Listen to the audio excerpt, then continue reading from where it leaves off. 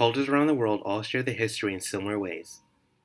Their history and knowledge are passed down orally by reciting songs and stories. In this video presentation, we will discuss such methods of cultural expression. Our main example will be the album Kassan. Topics that we will cover include cultural significance. For those who are unaware, Hassan means civilization.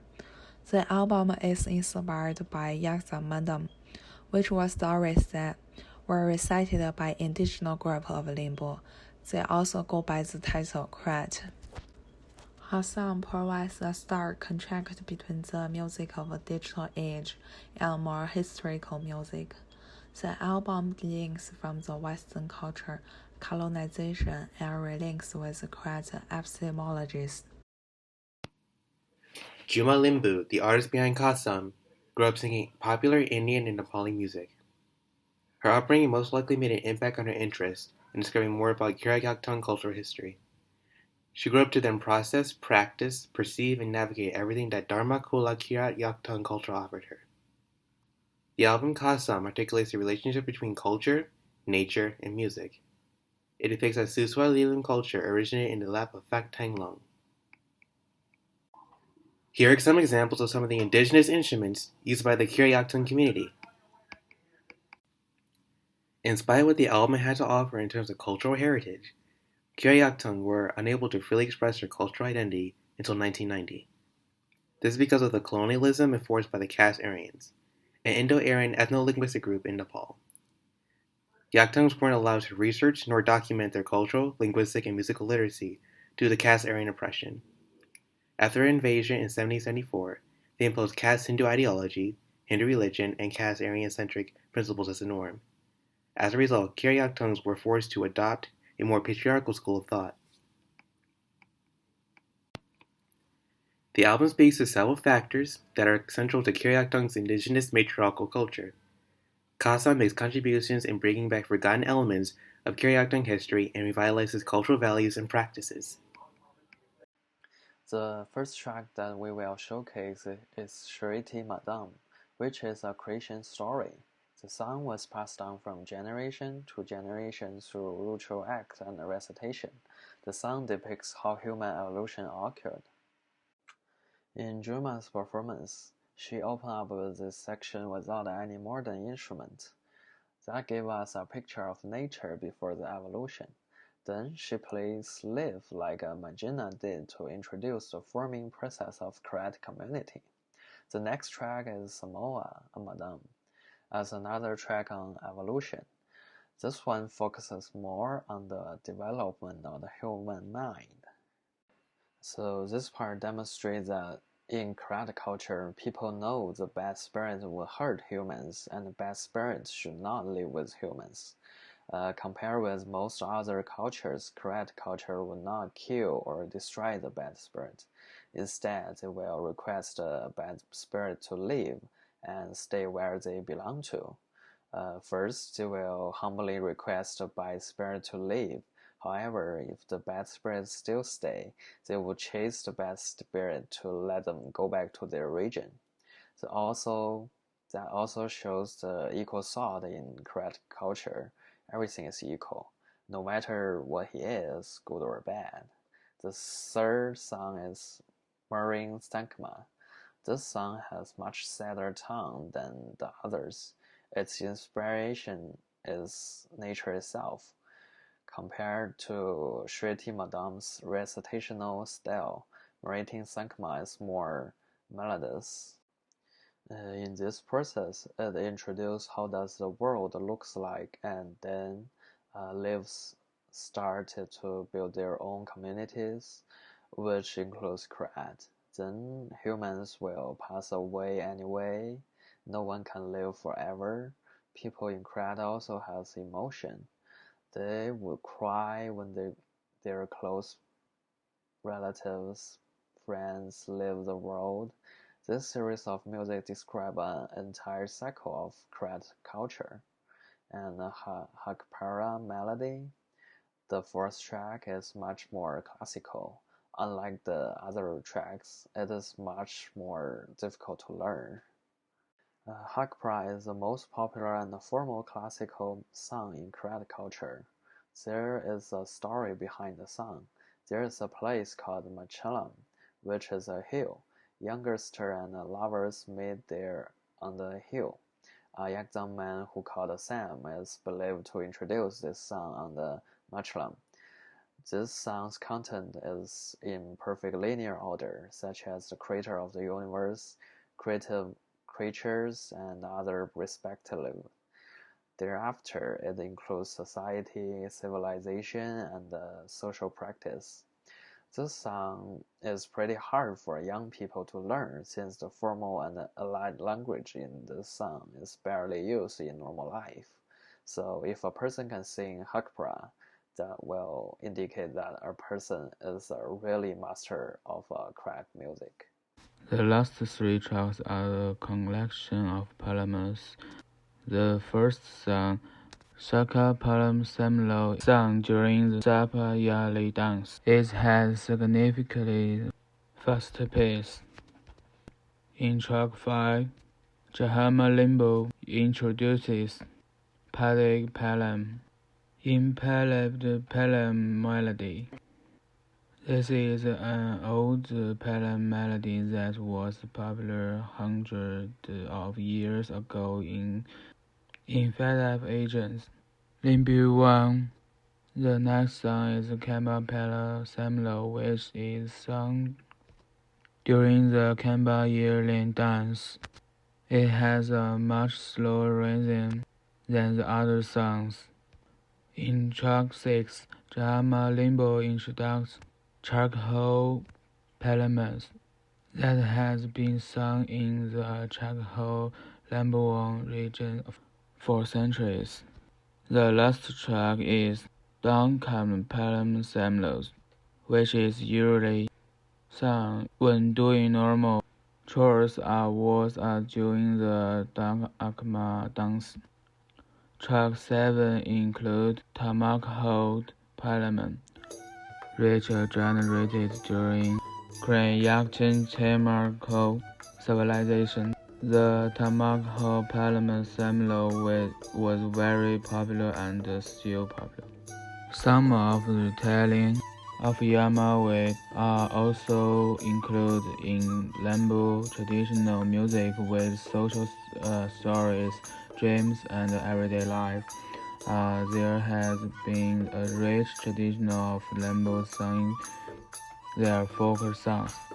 In short, with Yaku communities, they have diverse Palamongan theories, philosophy, and practice that theoretically and practically that truth is impossible without a mountain as is a Manham that embodies Sawa Yatahang and Suwa Lim. Epistemology is Manham that penetrates all performance-based histories and reformulated truths. Last but not least, we will cover the Karachi Native Americans. There are one indigenous people in the United States. In addition, Karachi language is part of a Iroquoian language group.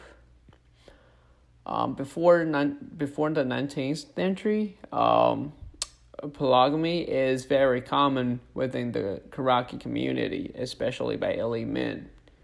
As a matrilineal society, Karachi women were expected to be stronger members of their community. In other words, women control the property. And their children are born under their mother's clan. And the leader of the group is always the elder lady.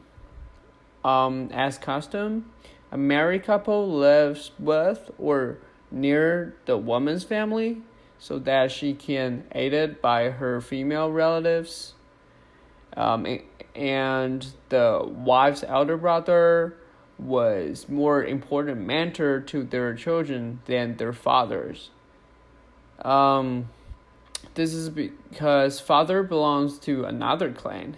So traditionally, couples can divorce freely but women particularly choose to divorce more than the men. But Karaki and many other indigenous groups in Western Hemisphere created stories and songs about land and animals. These songs have been passed down for generations, but much of them has been lost during the colonial period. And there are many songs that have been translated into Karaki, such as Amazing Grace. Songs that live on carry the Karaki culture along with them. Songs that live on carry the Karaki culture along with them. So the other example was the Pashtun oil culture in China. There are 55 military groups in China. They all have different cultures, different language, and different music. The Mongolian is a large group living in northern China, and Mongolia is a powerful empire with a history of more than 1,000 years. Mongolian songs are very representative of their culture and popular among the whole of China for many years. However, because of the Chinese Cultural Revolution, which was a dark period for China, some of the long-term Mongolian songs were seen as a kind of anti-communism culture, and the government totally shut it down by some political reasons. So the development of Mongolian songs was stagnated for 10 years. It was a big devastation for Mongolian music, and a great number of them were disappeared since the Cultural Revolution. However, the good thing is, after the people are allowed to make Mongolian long-term music again, and they create the many great songs that we still sing nowadays. And some colleges and universities have also opened a major of Mongolian long-term music. This song is representing a vast image for grassland which most Mongolians farm their livestock in long-term. It shows us how Mongolians' life looks like. They live with their cows and sheep. Most of them don't have motor vehicle for transportation, so they would also ride some horses. They hunt for extra food as well. In addition, in this song, it also told us a short story between youngers. Overall, although this song involves lots of modern elements, it still represents a traditional lifestyle of Mongolian. The United States also uses folk music to share its culture. Traditional singers typically learned their craft through family ties in their community.